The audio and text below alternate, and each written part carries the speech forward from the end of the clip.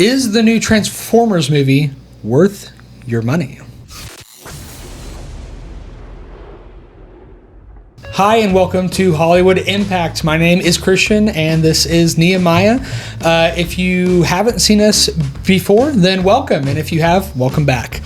So, today we're talking about the new Transformers 1. Oh, yeah. And I was sort of excited for this because I didn't think we'd ever really get to see like the story of Optimus Prime before he was Optimus Prime and Megatron before he was Megatron. Mm-hmm. So Nehemiah, what did you think about this film and did you enjoy it?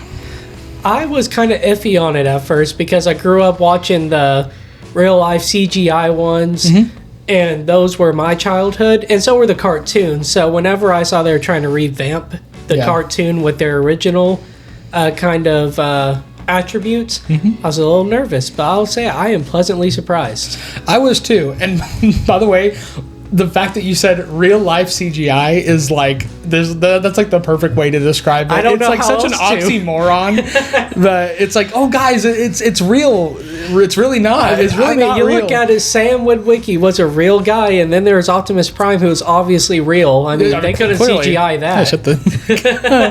that. But yeah, this movie was a surprise. And I think that some of the parts that I really liked about this film was exploring the relationship between, I'm going to have to call them by their proper name at that time, Orion Pax and D16. Yeah. Because the world is so different than what we're used to because it has nothing to do with Earth. Like, Earth is never mentioned in the movie. And I don't think we ever got to see Cybertron in any... Like, not like the full Cybertron. Yeah, never before have we been able...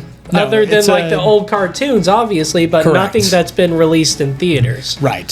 So it's like it's still a very closed-in story, and of course this is all spoiler-free. But that was probably my favorite part about it, was actually like seeing a little bit more of their world, even though we didn't really see too much of it. So don't like expect like the war of Cybertron. No, it's not that kind of movie. Origin. But it's understanding who Optimus Prime was before he became Optimus Prime. That's really like the heart of the story. Him and D16, or aka Megatron. So what was some of your like favorite stuff about the film? Well, obviously just having the origin story between the two, Optimus Prime and Megatron, seeing what they were before the war, how they came together, and then really just seeing how Cybertron was before, because whenever you see the TV shows and the cartoons, you get 20 minutes tops for each one, and they have to make it a story in each one. Yeah. Well, and then whenever you get to the ones where they had actual people in it and they CGI'd and the Transformers, you just got to hear repeatedly how Cybertron was destroyed. But you never got to really see how or why. Yeah. So having this kind of to fill in the gap and just having the origin, that was really cool. I appreciated that the most of the entire movie. I agree, and I think that the characters are pretty well done here. Yes. For me, it was a little strange to hear Chris Hemsworth as Optimus Prime. That was different. Because his personality is clearly like a little different now. So is Megatron's. Like, they're obviously like best buds. And you know what, if you've seen any of the trailers or you know anything about this film at all, exploring how friends turn to enemies. And a really cool line that they use, it's not like a spoiler, but like saying how the line between a friend and a foe is not that clear, because it depends on the circumstance and the decisions that people make. And I thought that was a really cool thing to explore. If you will. Wow! Oh my gosh! You did not just say that. That's great. That's I'm clipping that. But it had a cool soundtrack. The CGI for the most part was pretty well done. It's a fairly compelling story. It doesn't do anything like spectacular. No. Through most of the film, I didn't think like it was some big epic film, and I was kind of hoping it would be, but maybe that would be more suited for like I don't want to say Michael Bay. I've said Michael Bay, but like a real life CGI type film. I feel like it was more epic, whereas this is just like fun storytelling that is generally like family friendly. And I think that's, of course, it's very Hasbro-ish. That's yeah, I mean they were part of the production team in it. Yeah. What are some things you didn't like about the film? I was about to say the build up to the story seemed a little slow at first, and of course, just like any movie, sometimes it takes a little bit longer to get there. Right. And then I am not used to seeing Megatron and Optimus Prime as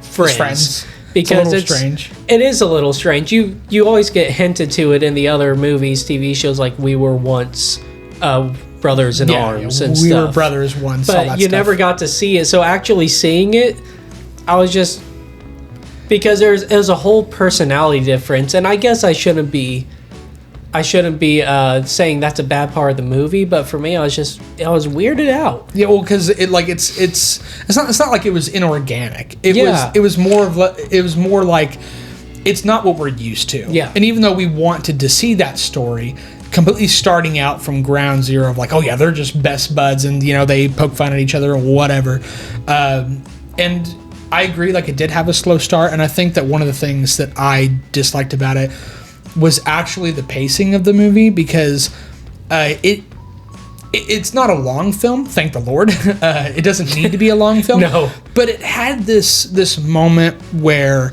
as soon as they discover some things and change a little bit, like the story just goes like that. It doesn't slow down. No, it never slows down and just goes like bit after bit after bit, action after action after action. And I didn't feel like I had enough time to breathe, and I didn't feel like the characters had enough time to sink in and settle in what was actually happening. Into a new role, into a new transformation. Yeah. And so I can't believe you said it. I know, I'm copying you. So seeing that go from 0 to 100 was really jarring. Yeah. And like it was still fun. I still think this is a very fun movie, and I do think, answering the question, I do think it is worth the price of admission, especially if you have a family that's really into Transformers. Go see this film. It's a decent film. Or even if you grew up with Transformers, I mean, it's one of those things. We've done it all with. I mean, you can say you did with Shrek. I mean, at least if you're my age.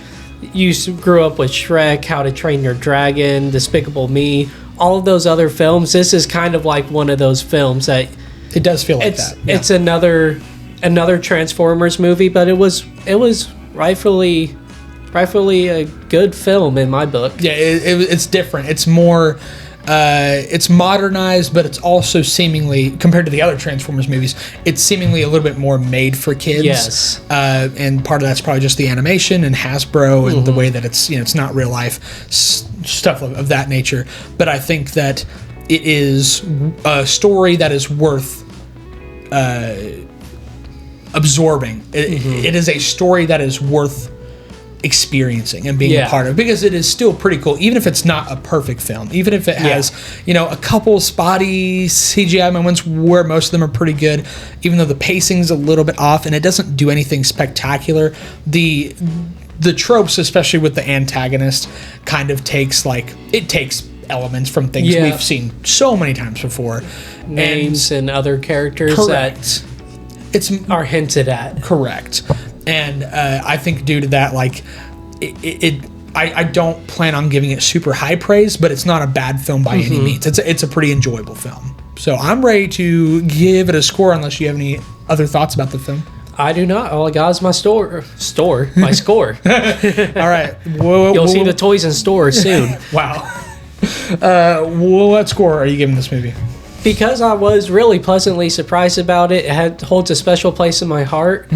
Just for being my childhood, and I gotta make sure I include the film in this too, but I would give it a 7.5. 7.5? I can't go as low as a 7, but I can't get to that 8. Yeah.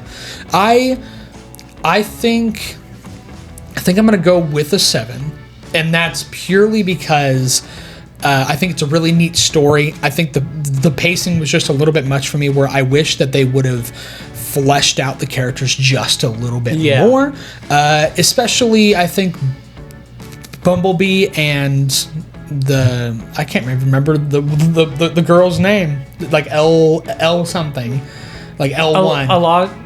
Alita, there it is. Like Alita the Battle Angel. See, and like that's another problem is that like I didn't remember her name because I felt like she didn't really add too much to the story. Yeah. It also took me about halfway through the movie to remember that Megatron's first, like his original name was D16, because the whole time, every time I wanted to say something to him, like, oh shoot, what's his name? It's like he's not Megatron yet. Yeah, he's not Megatron. So it's a cool story, but I think it's got some clear flaws, but it doesn't take away from it being an enjoyable film. Mm-hmm. It's just something that like I'm gonna notice no matter how many times I watch it. Yeah. So going with a 7.5, I'm going with a 7, but still go and see it. Go and see this film. Movie. It is a enjoyable film, and there was only like 3 of us in the theater. We saw it on opening night. So here we go. But thank you so much for watching, and if you like this, be sure to like, comment, and subscribe, and click the notification bell to keep up with all of our stuff. Mm-hmm. And as always, have a good one, and we'll see you later.